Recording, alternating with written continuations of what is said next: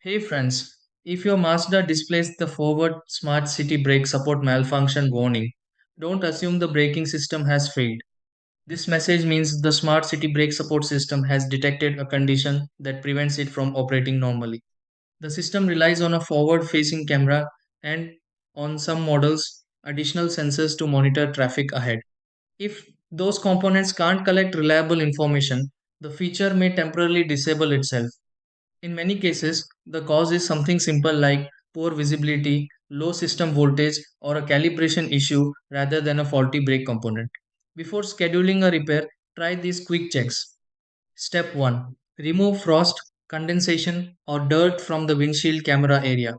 Step 2. Check that the 12-volt battery is fully charged. Step 3. Avoid driving directly into heavy sun glare until conditions improve. Step 4. Perform a camera calibration if the windshield was recently replaced.